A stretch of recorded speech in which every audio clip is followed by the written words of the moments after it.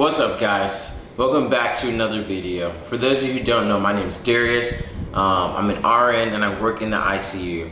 And I work 7 p.m. to 7 a.m. So I work night shift. So I'm filming this like the day it happened. So this morning at 5 a.m.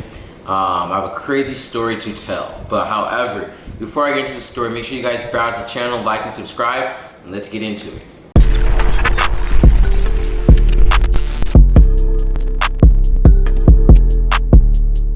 Okay, so for starters, I get on shift and it's my third night and I have the same 2 patients for the past 3 nights. So I'm already pretty familiar with what's going on with my people and some of the other patients on my unit. So one of my patients is already getting transferred to a different facility. So I have 1 patient and I have 1 patient all night until like around 4 a.m. I was supposed to get an admit from the ED with hypertensive crisis. Time keeps on going by and I look up her chart and it looks like they took her off the Cardine, got her blood pressure under control, and they admitted her with the hospitalist. So I'm no longer getting this patient. So I'm back to still just having 1 patient all night.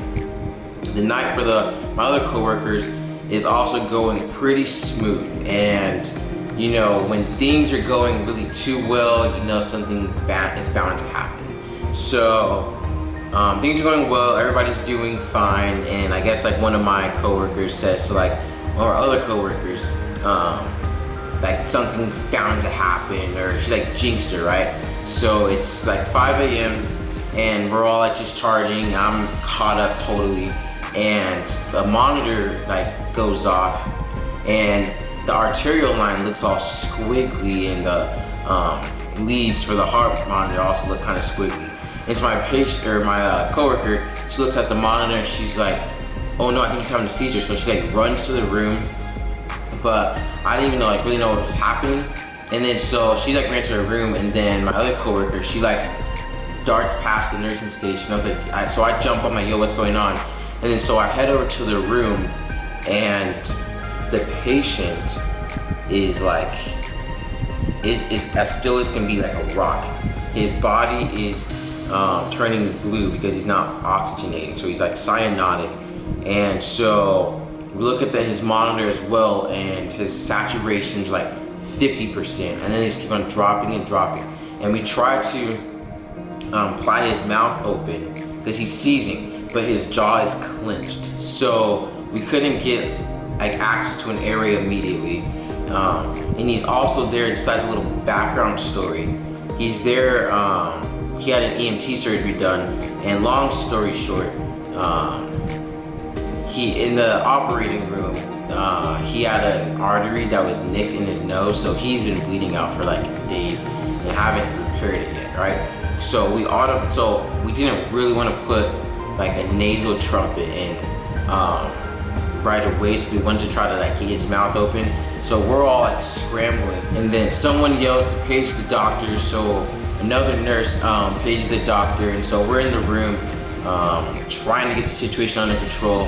And then I run out to go grab supplies, and then the phone rings, and then it's the ICU doctor, and I'm just like, there's so much going on. I simply just said, emergency unit B. And he said, okay. So he's coming down, and then the respiratory therapist, she happened to be just like coming down the hallway, and she looked in the room and like, yeah, get in here.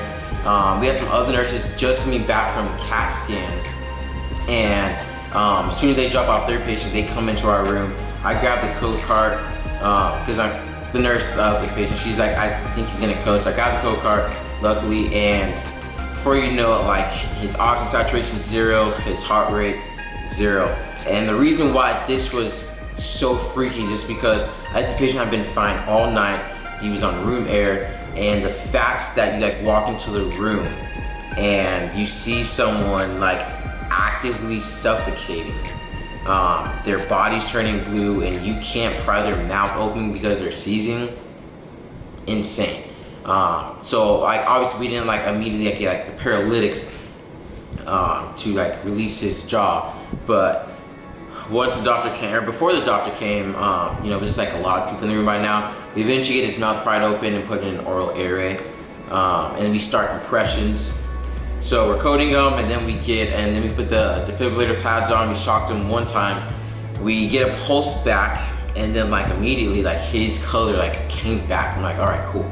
So then we get him intubated, and we do a stat CT head to see if there's any changes. And then the radiologist calls back and says that he's still bleeding into his sinuses.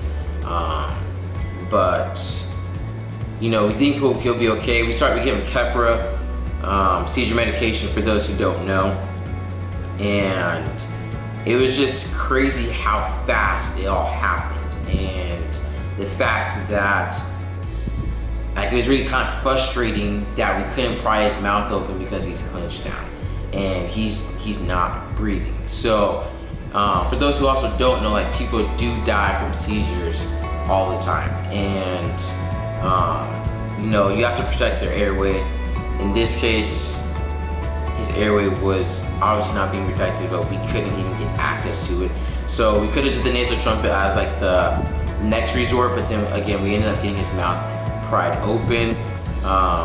Patient, he most likely, we're hoping that he'll be fine, and it was just some type of freak incident. I guess he has no history of seizures, but just like another little interesting thing about this patient, he actually has had like 6 sinus surgeries. So he's been in the hospital for this multiple times, and the reason he has these issues is because he was in the military and he was a deep sea diver, which is pretty cool. I mean, you don't hear that as an occupation very often. So because all that salt water, seawater getting into his nose, it's created problems for him, unfortunately. But we're just happy that we got him back, and it was actually pretty quickly. We retrieved Ross fairly quickly. But it was just a crazy freak incident, and now, you know, another thing I guess like from this experience I noticed and talked to, like, you know, go over some codes and stuff. It's like in our nurse server cards, you know, you have like in ICU you typically have like your supplies like flushes, IVs, dressings, airway stuff. But one of the airway things that I actually haven't thought about keeping in my car are like the nasal airways and the oral airways. So my advice to others who work ICU or any other unit, keep the oral airways, the nasal airways stocked in your car as well, because in a situation like this, I guess you never know when you're gonna need it, because I actually have not had to use an oral airway or nasal airway until a situation like this happened. Otherwise, you know, we know the patient's decompensating and we can get the doctor there in time and intubate them or put them on BiPAP or something. But in incidents like this, in emergency situations where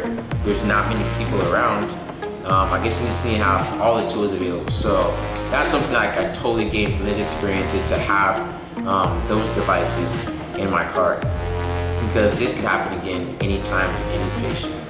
But that's it for this story. It was really freaky to see, it's really different.